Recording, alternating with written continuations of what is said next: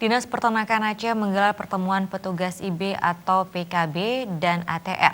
Dan acara tersebut berlangsung di salah satu hotel di Aceh Besar pada Kamis malam. Pertemuan petugas IB, PKB, dan ATR tersebut dibuka langsung oleh Kepala Dinas Peternakan Aceh, Rahmandi.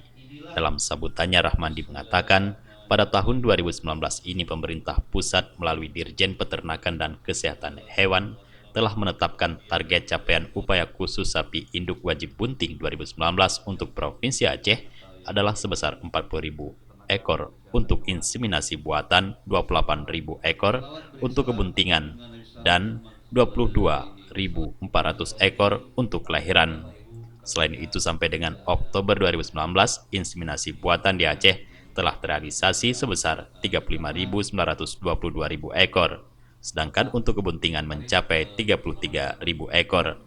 Rahmandi berharap capaian tahun 2019 perlu terus ditingkatkan lagi untuk dapat segera mungkin memenuhi target yang telah ditetapkan tersebut.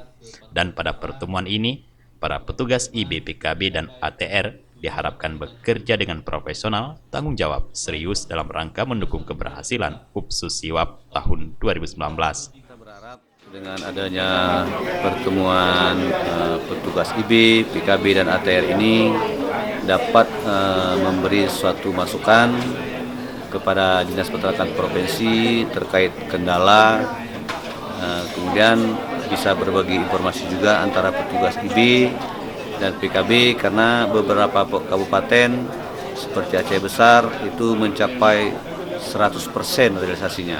Sementara ada beberapa kabupaten masih di bawah 50% seperti Aceh Tengah, Banda Meriah, dan Gayo Luas. Ada beberapa kabupaten memang yang masih realisasinya sangat rendah. Kami kira dengan pertemuan ini masing-masing petugas dapat bertukar informasi dan menyampaikan kira-kira solusi apa, teknis apa yang bisa mendukung sehingga target realisasi itu bisa mencapai 100% untuk seluruh kabupaten kota yang ada di Provinsi Aceh.